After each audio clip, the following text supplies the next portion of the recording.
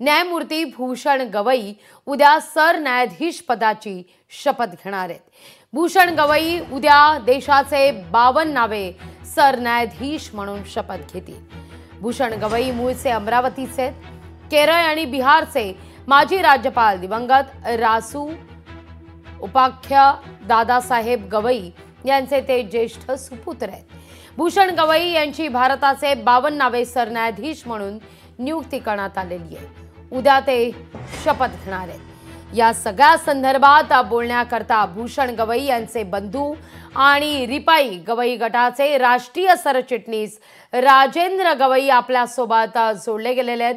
नमस्कार, स्वागत आहे तुमचं लोकशाही मराठीमध्ये आणि मनापासून अभिनंदन तुमचं सुद्धा, कारण अर्थातच भूषण गवई तुमचे बंधू उद्या सरन्यायाधीश म्हणून शपथ घेतील। हा प्रवास अतिशय प्रेरणादायी होता। अमरावती वाया नागपूर हा प्रवास थक्क करणार आहे।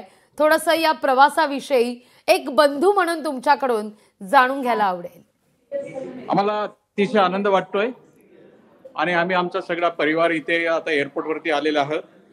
माझी मुलगी आहे इथे आहे कृतिका, ती सुद्धा फार खुश आहे आणि आमचे काका आलेले आहेत। काका या आणि तुझा दाखव। हा सगळा प्रवास थक्क करणारा होता वाटतोय की कारण की भूषणजी यांनी आपलं संपूर्ण जीवन अतिशय म्हणजे जी शाळा ज्या शाळेमध्ये भूषणजी शिकले ती म्युनिसिपल स्कूल होतं।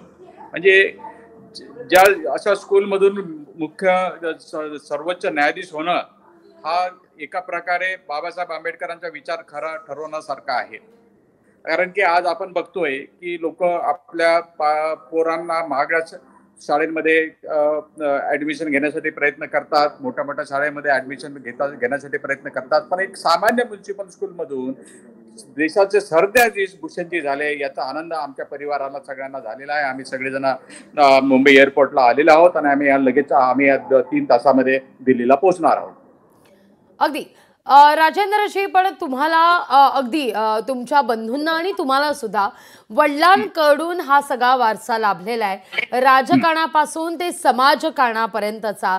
त्यामुळे अर्थातच भूषण गवई यांना अगदी बालपणापासूनच सामाजिक कार्याचं बाळकडू हे मिळालं ते आपल्या वडिलांकडून। कसा होता तो सगळा काळ, कारण त्यावेळच्या सामाजिक समस्या, त्यावेळची सामाजिक अभिसरण हे सगळं वेगळं होतं। आत्ताचं मात्र अर्थातच याची गणितं ही फार बदललेली आहेत। तो राजकीय वारसा, तो सामाजिक वारसा तुम्हाला तुमच्या बंधूंना भूषण गवईंना वडिलांकडून मिळाला आहे। बिलकुल, आज समीकरण बदललेली आहे, पण समीकरण जरी बदललं तरी आमचे पिताश्री दादासाहेब पहिलेपासूनच शिस्तबद्ध होते। आम्हाला कधी त्यांनी 2 व्हीलर म्हणा की 4 व्हीलर म्हणा कधीच आम्हाला त्याचा मोह येऊ दिला नाही। आम्ही सायकलने आम्ही आमच्या स्कूलमध्ये जात होतो, पायी जात होतो आणि अतिशय सामान्य जीवन आम्ही आमच्या वडिलांच्या शिस्तबद्ध स्वभावामुळे आम्ही केलं।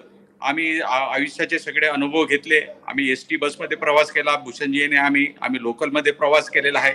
त्याच्यामुळे आज खऱ्या अर्थानं मी तुम्हाला मागेच सांगितल्याप्रमाणे की परिस्थितीला आपण समोर जाऊन आपली कठीण परिस्थिती असताना सुद्धा आपल्याला प्रगती करता येते हे भूषणजींनी खरं करून दाखवलं।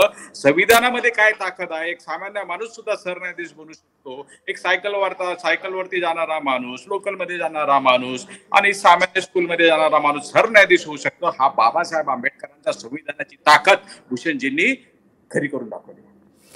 अगदी राजेंद्रजी, मला मान्य आहे तुम्ही दिल्लीच्या दिशेनं निघाला आहात, तुम्हाला घाई आहे। अगदी शेवटचा सवाल मी तुम्हाला विचारते। खरं तर मला थोडंसं तुम्हाला मागे घेऊन जायचं आहे, 1971च्या काळात घेऊन जायचं आहे। 1971च्या काळात भूषण गवई यांनी केलेलं काम हे आजही या कामाचा उल्लेख केला जातो। अमरावतीमधलं एक ठिकाण होतं फिरझापुरा आणि त्या ठिकाणी भारत बांगलादेश युद्धादरम्यान तिथं असलेल्या सैनिकांसाठी भाकरी बनवण्याचं काम सुद्धा भूषण गवई यांनी केलेलं होतं, ज्याचा उल्लेख आज ते जेव्हा सरन्यायाधीश पदाची शपथ घेत आहेत तेव्हा त्यांच्या त्या सामाजिक जाणीवांचा विशेषत्वानं उल्लेख करायला हवा. हो, पहिलेपासूनच त्यांच्या सामाजिक बांधिलकी होती. आमची पिताश्री राजकारणात असल्यामुळे कारणात असल्यामुळे सामाजिक बांधिलकी होतीच. किंवा आता बऱ्याच लोकांना असं वाटायचं की माझ्याऐवजी आदरणीय भूषणजी राजकारणात येतील, परंतु त्यांनी नंतर वेगळा मार्ग निवडला. पण सामाजिक बांधिलकी, लोकांचे प्रश्न सोडवणे, लोकांसाठी काम करणं, हे माझ्यापेक्षा जास्त ते करत. अगदी अगदी धन्यवाद. आमच्याशी संवाद साधला त्याबद्दल आणि तुमच्या सगळ्या कुटुंबाला देखील अभिनंदन. खूप खूप धन्यवाद आमच्याशी संवाद साधला त्याबद्दल.